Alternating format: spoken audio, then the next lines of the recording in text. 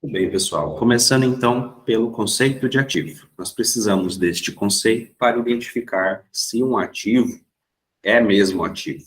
Mas, na verdade, temos que pensar da seguinte forma, e é o seguinte: aquela transação ou aquele fenômeno econômico ou aquele elemento econômico, enfim, é um ativo ou é outra coisa? Talvez possa ser despesa, talvez não seja um ativo. Talvez até seja um ativo, mas nós não conseguimos enquadrar como ativo. Então, nós temos aqui uma mudança na abordagem. Então, aqui nesse esquema, nessa figura, nós temos o seguinte: nós temos uma abordagem antiga, que já está em desuso, que é uma visão mais conservadora, uma visão que olhava para os ativos e compreendia como meras aplicações de recursos, normalmente bens e direitos. Então, é uma visão mais restrita e conservadora, e com foco jurídico, bastante enquadrada pela norma contábil, lei das SAs e normas brasileiras de contabilidade, em que só podia ser feito, ou seja, registro e mensuração de ativo, conforme as regras da época. Então, com a transição, com a internacionalização da contabilidade e agora com a adoção dos CPCs, nós temos uma visão mais abrangente que tem um foco econômico. E o foco econômico olha ativos com base nessa segunda conceituação, que é recursos controlados pela entidade, independentemente de serem recursos que a entidade tenha propriedade, já eu explico melhor, e dos quais se esperam benefícios econômicos futuros. Essa é uma versão mais atual, daqui a pouco ela vai ficar um pouquinho mais completa, mas já reflete uma visão abrangente e tem um foco econômico. Então, nós não vamos olhar apenas para ativos como bens e direitos, mas recursos que a entidade controla, mas que talvez não tenha a posse e dos quais espera-se benefícios econômicos futuros. E esse é o principal ponto do conceito de ativos, porque pode ser que um bem ou direito não gere benefícios econômicos futuros para a empresa. Por exemplo, um estoque defasado que a empresa não consegue vender. Se a gente olha pela visão antiga, é um bem, ora, então é um ativo. Mas pela visão mais contemporânea, esse estoque, que é um bem, pode não ser um ativo, pode ter, neste caso, deixado de ser um ativo se não houver expectativa de geração de caixa pela venda, no caso. Então, notem que nós temos aqui uma possibilidade que permite descaracterizar ou caracterizar bens e direitos como ativos ou não. Então, é um passo adicional que tem um foco econômico. Então, vamos discutir aqui alguns exemplos, né? Esses são os 3 critérios para conceituar um ativo. Vamos imaginar, por exemplo, um depósito de frutas. E vamos focar exatamente em um produto. Vamos pegar um item que é perecível, altamente perecível, por exemplo, pés de alface. E essa empresa, o depósito de frutas, compra para revender esse produto. E aí, vamos tentar enquadrar como um ativo. Porque se comprou, a gente consegue perceber que é um bem, mas será que é um ativo? Bom, depende desses 3 critérios. Então, é fruto de eventos passados? Sim, a empresa comprou esse item. É controlado pela entidade? Correto, também é. Uma vez comprado, a empresa possui controle e pode utilizar da forma que convier, neste caso, para venda. Esse alface será vendido. E ele tem potencial de geração de benefício futuro, benefício econômico futuro? Há o potencial, porque está ali à disposição para ser vendido. Mas vamos supor que o carregamento de um dia, né, parcialmente foi vendido e a empresa espera que 10% dos pés de alface vão estragar. A alface estraga super rápido e tal, talvez porque eles estavam muito molhados. Né? Isso, enfim, acelerou e agora a empresa não consegue vender. e esses alfaces começaram a oxidar, né? Quando ele fica mais escuro, começa, enfim, até apodrecer. E aí a gente olha de novo para esse item. Ainda é um ativo? Bom, a gente sabe que teve um custo, né? A empresa comprou, mas será que ainda é um ativo? Eu falo que não, porque o benefício, o potencial de gerar benefícios deixou de existir. Esse estoque não poderá ser vendido.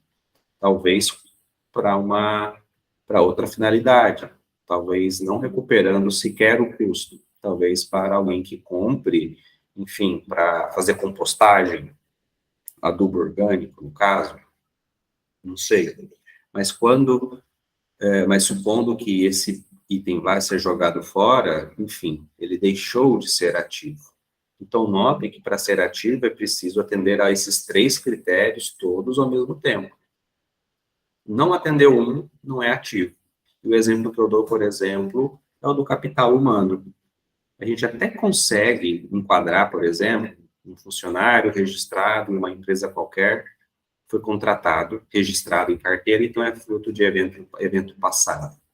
Mas eu tenho dúvidas sobre qual que é, né, o benefício econômico que essa pessoa entrega e integra a empresa, mas a empresa não controla, porque o ato de controlar significa utilizar, né, da forma que convier para a empresa, em busca de geração de caixa.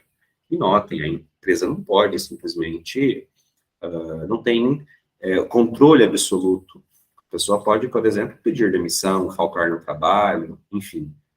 Então, por isso que nós não conseguimos enquadrar, pelo menos não completamente, capital humano como um ativo, neste caso, um ativo intangível. Mas é importante lembrar que controle é diferente de posse, propriedade, e isso trouxe mudanças importantes nos últimos anos para as empresas. Pelo seguinte, muitas empresas, em vez de comprar ativos importantes, alugam. Então, é bem comum grandes empresas, ou até empresas pequenas, em vez de comprar uma loja, alugar. É super comum em empresas de aviação ter poucas aeronaves compradas, porém a maioria das aeronaves são arrendadas, é uma espécie de aluguel, com opção de compra ao final do contrato, ou não. Então, por muito tempo, as empresas deixavam de registrar um ativo importante, completamente ligado ao negócio, ou seja, informação relevante que era deixada de lado, porque não havia a posse, a propriedade. Então, a ideia do controle é mais abrangente, porque não necessariamente indica a posse. Então, se vocês buscarem, por exemplo, informações contábeis da Azul, vocês vão perceber a mudança ao longo do tempo, conforme foi permitido a reconhecer aeronaves que não foram compradas, mas que a empresa controla. Porque, por exemplo, tem um contrato de arrendamento, digamos, de 5 anos, para que a empresa utilize, né, a aeronave da forma que foi, enfim, estabelecida. Um exemplo super recente é se vocês avaliarem a mudança nos imobilizados e nos ativos de direito de uso das lojas Renner, porque centenas de lojas não estavam no balanço, porque são arrendadas. E quando o CPC 04 foi alterado para permitir que ativos relacionados a aluguéis fossem registrados, porque a empresa controla, enfim, todos os critérios estão no CPC 00, e o que aconteceu? Não do nada, mas as lojas Renner teve como registrar o ativo e o passivo relacionado a esses aluguéis. Ou seja, a empresa tem hoje no balanço ativos que são lojas alugadas. Mas será que isso não está errado? Não, porque a empresa controla e explora esses imóveis com contratos bem desenhados e isso colabora para a geração de benefícios econômicos.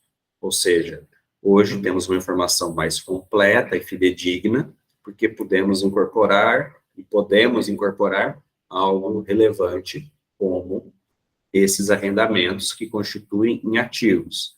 Mas é um ativo, professor, imobilizado? Não, é um direito de uso.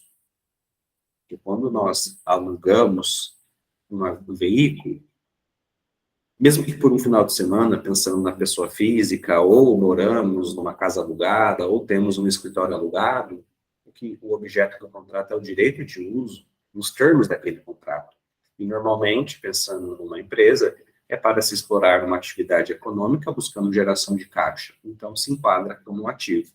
Então, vejam que essa questão conceitual é super importante, porque ela permite identificar se é ativo ou não, para que nós possamos, a partir disso, mensurar e reconhecer.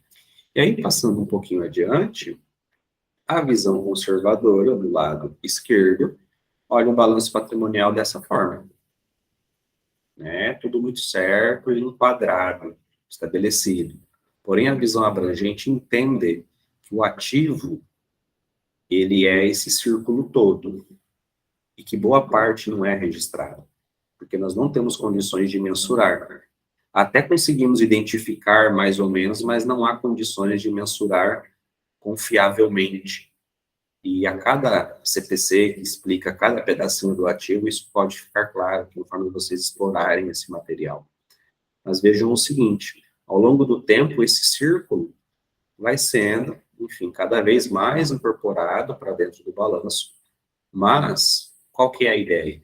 Nós sabemos que numa visão abrangente, nós conseguimos incorporar mais ativos para dentro do balanço, da mesma forma, passivos, e algumas coisas ficam de fora, porque nós não temos condições de identificar como tal, seja ativo ou passivo, ou talvez de mensurar, porque pode chegar na situação em que nós até conseguimos identificar como ativo, por exemplo, mas não mensurar, porque é algo super complexo. O exemplo são os treinamentos. Nós temos isso e visualizamos na contabilidade como despesa, mas normalmente um time bem treinado, um time que é longevo e bem treinado, colabora bastante bem com a empresa. Mas esse investimento em treinamento acaba sendo caracterizado por despesa porque nós não conseguimos, de alguma forma, ativar na contabilidade. Porque nós não conseguimos relacionar isso com o real potencial de geração de caixa e de mensurar isso. Então, é apenas uma percepção que não pode ser mensurada nem registrada. Esse é um exemplo super importante. Da mesma forma, vários ativos intangíveis não são incorporados pelo mesmo motivo. E aí, né, acho que essa figura aqui é um pouco fora do contexto, eu prefiro trabalhar com essa, mas nós precisamos falar de reconhecimento de ativo. E o reconhecimento de ativo, ele depende de alguns elementos. Satisfazer a definição, que são esses 3 critérios que eu trouxe para vocês. Materialidade, não tem a ver com a relevância, e também a probabilidade de ocorrência e a confiabilidade da medida. E é aí que eu trago essa figura para a gente poder discutir um pouco. Porque vejam só, como que a gente reconhece o ativo? Lembrando que a mensuração precisa acontecer também. A mensuração é requisito que antecede o reconhecimento. Então, a lógica é, primeiro de tudo, nós precisamos satisfazer a definição. Então, primeiro eu identifico o ativo, algo que tem que ser relacionado ao futuro, com benefício econômico, a empresa tenha controle e oriundo de transações passadas. Ok. Se a gente tem isso claro, temos que pensar na materialidade, lembrando na questão do custo-benefício. Então, se é um valor pouco expressivo, é uma despesa. A gente não considera como ativo e nem ativa isso, vai para a DRE. Por exemplo, o abastecimento de um tanque de combustível, né, de um veículo administrativo em uma empresa. Bom, a gente até conseguiria enquadrar como ativo e tal, mas é um valor pouco expressivo. E aí vai logo diretamente como uma despesa. É efetivamente reconhecido dessa forma. Agora, supondo uma empresa, uma grande empresa que possui uma frota e tem um reservatório grande, por exemplo, 15 mil litros de combustível, esse é um valor que aparentemente é material. não é um mero tanque de 100 litros, por exemplo. Uma quantidade maior que é utilizada e beneficia a empresa por mais períodos. Então, esse é um dos critérios super importantes para se identificar ativo e distinguir de despesa. Normalmente, as despesas beneficiam a empresa indiretamente ou num curto espaço de tempo, porém, os ativos têm o potencial de beneficiar diretamente ou por mais tempo. E é o caso, por exemplo, desse reservatório, que eu usei como exemplo, de 15 mil litros numa empresa transportadora, por exemplo. E aí, seriam ativados esses 15 mil litros, e a cada, enfim, abastecida, a baixa seria, enfim, registrada e mensurada, aí sim, passando pela DRE, transitando como custo ou despesa. Neste caso, suponho que seria um custo, porque nós estamos falando de uma transportadora.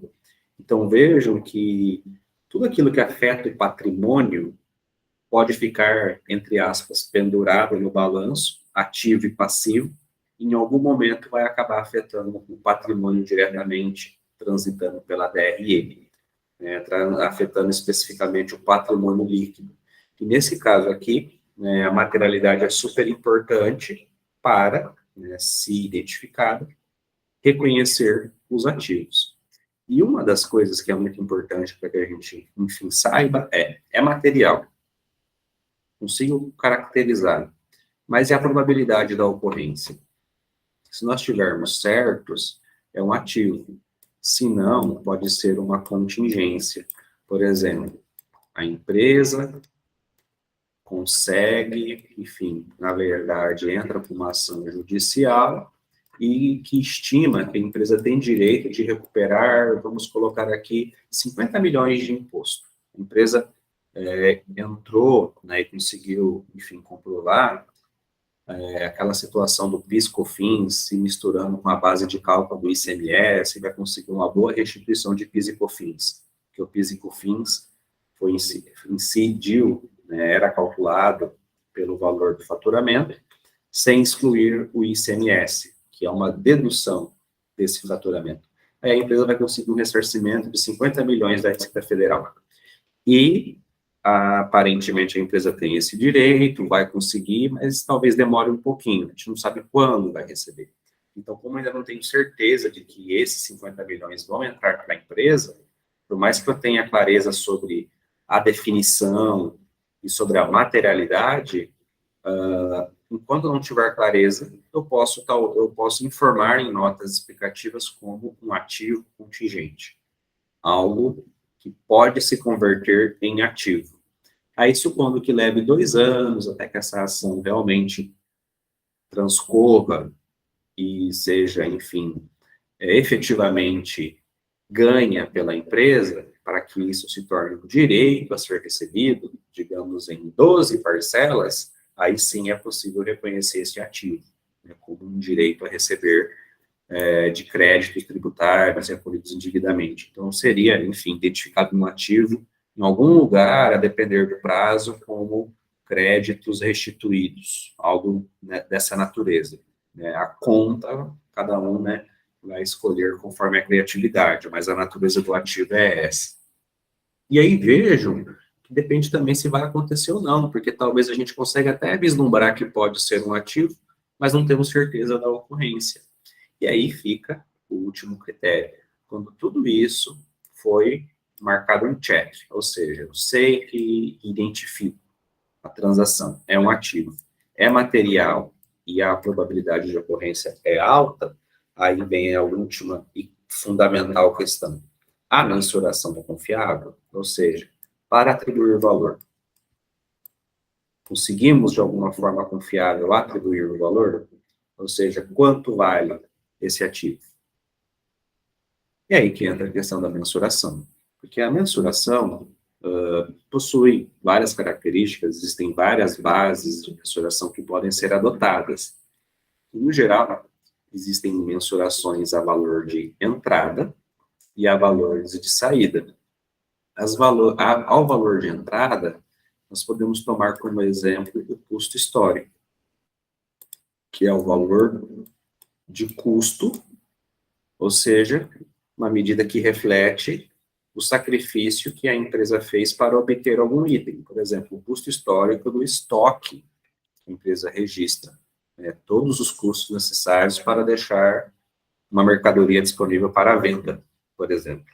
Essa é uma mensuração por valor de entrada.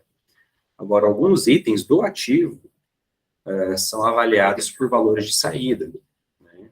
Aquilo que reflete o recebimento pelo que a empresa faz. Por exemplo, aplicações financeiras refletem o valor aplicado, mais a estimativa do rendimento a cada período, né, que foi contabilizado. Por exemplo, o título de vencimento para 2 anos, quanto que ele vale depois de 1 ano no encerramento desse período contábil? Vai ser o valor aplicado, mais a expectativa de retorno, menos a provisão de imposto de renda. Então, para este caso, neste exemplo da aplicação financeira, um ativo financeiro, nós mensuramos por um valor de saída. E o custo histórico para estoques imobilizados reflete o gasto necessário para aqueles itens. Itens que serão empregados na atividade da empresa e que podem, enfim, ou não, gerar benefícios econômicos para a empresa. E pegando esse exemplo do estoque, ele fica registrado a custo, porque a empresa pode conseguir vender por um preço que proporcione margem de lucro. Ou a empresa pode vender por um preço que não gere lucro, pelo contrário, que gere prejuízo, ou talvez nem venda, tenha que dar baixa desse item sem vender, simplesmente jogar fora, né, entregar para sucata e tudo mais. Então, o que isso significa? Conforme as certezas, conforme as possibilidades que nós temos uma possibilidade de escolha de bases de mensuração que vão melhor refletir as condições de cada item imobilizado.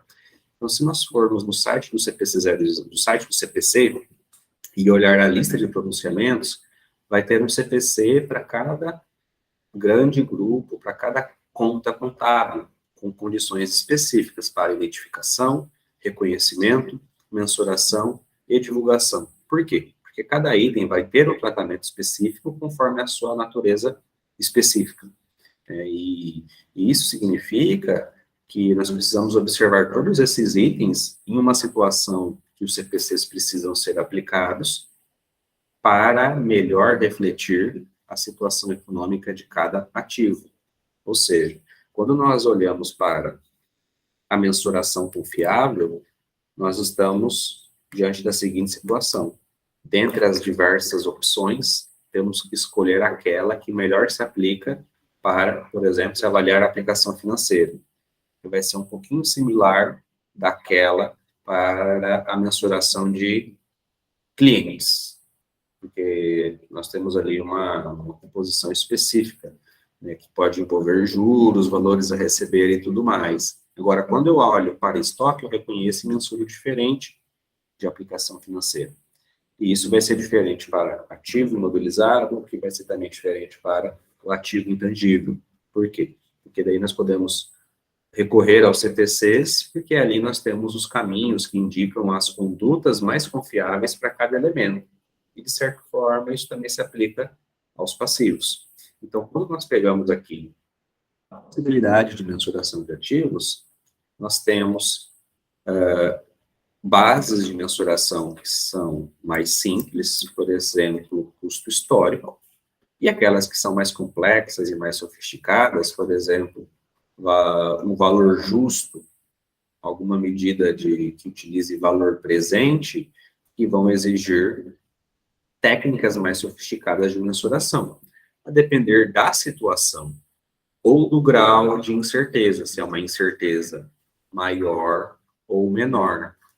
E aqui, para dar alguns exemplos, essa é uma listagem de bases de mensuração a valores de entrada, custo histórico corrigido, custo corrente, também valor justo e valores realizáveis líquidos. Nós temos conceitos específicos para cada uma delas, eu não vou adentrar aqui, acaba sendo assunto de outras disciplinas, enfim, inclusive a aplicação desses conceitos. E para valor de saída, temos também os equivalentes correntes de caixa, valores de liquidação e valores descontados de caixa. Mas para não deixá-los no vácuo, eu vou discutir rapidamente alguns desses. Então, por exemplo, o custo histórico tem a ver com o esforço monetário que a empresa desembolsou para obter, por exemplo, uma mercadoria para revenda, né? O custo do estoque. Então, aquele valor da nota fiscal, por exemplo, com frete, reflete o custo histórico, que é o desembolso para se obter algum item e colocá-lo à disposição da empresa. E usamos o custo histórico, por exemplo, para se mensurar estoques e imobilizado. Ao longo do tempo, isso pode mudar. Então, por exemplo, se a gente percebe que não vai recuperar aquele valor do estoque, talvez tendo que cobrar menos, ou até numa situação em que se cobre abaixo do custo, e isso pode talvez gerar uma perda, aí a gente muda do custo histórico e avalia esse estoque para valores realizáveis líquidos. Então, vejam que ao longo do tempo, conforme o CPC 16 estoques, a avaliação, que é sinônimo de mensuração do estoque, pode mudar. Da mesma forma, os imobilizados são sempre avaliados pela custo histórico e, ao longo do tempo, depreciação, que diminui o valor do custo histórico. Mas se ocorrer alguma coisa e esse imobilizado deixe de contribuir com o caixa da empresa e talvez não recupere sequer os seus custos, teremos que fazer um teste de impairment para refletir a situação desse imobilizado, por exemplo, uma máquina que, enfim, estragou e depois de consertada não voltou ao patamar anterior, né, antes do defeito. E isso vai fazer com que esse estoque seja avaliado considerando uma medida de geração de caixa, considerando também o seu custo histórico, né, talvez o valor justo, e dos dois, o menor vai refletir a necessidade ou não de teste de recuperabilidade, né, que gere, no caso, depois do teste de recuperabilidade, o registro de uma perda ou não.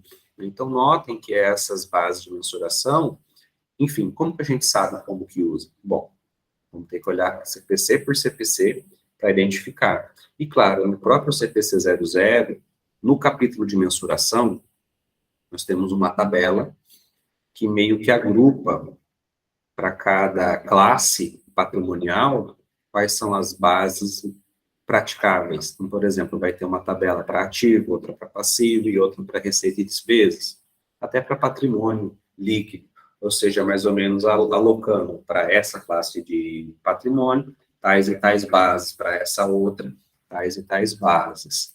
E avançando, para a gente encerrar essa aula de ativos, nós temos aqui também algumas bases de mensuração para valor de saída. Eu mencionei em aulas anteriores essa segunda, valor de liquidação, que é quando nós não olhamos a empresa como uma entidade em continuidade. Olhamos para a empresa como uma empresa que vai fechar e vai deixar de funcionar. Então, em vez de olhar ela como algo que tem elementos patrimoniais a custo e a valor justo, nós olhamos como uma empresa que vai parar de funcionar, que não terá desempenho depois de certo momento, não terá receitas e despesas, então a gente avalia pelo valor de liquidação. E o que isso significa? A liquidação significa liquidar a empresa, e não é matar a empresa. A gente usa esse termo, né? Vou liquidar alguém. Claro, eu espero que ninguém tenha feito ou até pensado nisso, mas a liquidação significa tornar a empresa líquida. Como? Vendendo todos os ativos, transformando tudo em dinheiro, gerando liquidez e pagando todas as obrigações. Idealmente, ativo menos passivo, se é um valor positivo, a sobra é patrimônio líquido. Mas em alguns casos de liquidação não há patrimônio líquido. Talvez haja um volume de passivos maior que o volume de ativos. Então, pode ser que em algumas condições em que a liquidação é utilizada, é de uma empresa que, enfim, talvez quebrou, né? Então, é uma empresa que a gente olha diferente, a gente não olha como um ser vivo que pode gerar caixa, nas condições que nós aprendemos na graduação. Se é uma empresa que vai deixar de funcionar, é como se fosse uma entidade moribunda, e a gente olha pelo que vale, pelo valor residual de ativo menos passivo. talvez, se sobrar alguma coisa, é pelo valor do patrimônio líquido. Mas pode ser o caso que aqueles ativos que estejam ali não recuperem, não retornem o valor do balanço patrimonial. Talvez a empresa tenha que vender, mas, enfim, por um preço, por um valor menor do que aquilo que está registrado. Então, são condições limítrofes que são empregadas quando, enfim, uma empresa está em descontinuidade. Então, eu gostaria de ilustrar essa, né, e, enfim, uma outra aqui, bem rapidamente, é essa terceira, valores descontados de caixa, que é quando nós usamos uma medida que faz a projeção de entradas de caixa futuras, trazemos isso para valor presente, ou seja, utilizamos uma taxa de desconto para pegar, vamos supor, entradas de caixa para os próximos 10 anos. Mas quanto que o valor do primeiro, segundo, terceiro, até o 10º ano valem hoje? Então, nós atualizamos esse valor, por exemplo, para avaliar o potencial de geração de uma máquina, que dependendo, essa medida pode ser útil para que essa máquina seja vendida, ou até para que uma participação acionária ou outra questão seja, enfim, incorporada na contabilidade de alguma empresa. Então, aqui alguns exemplos, mas novamente o convite, para aprofundamento nessas questões de bases de mensuração específica, aí vale a pena olhar o capítulo específico de mensuração do CPC e em cada CPC específico para cada elemento do ativo. E com isso podemos encerrar esta aula de ativo e seguir adiante.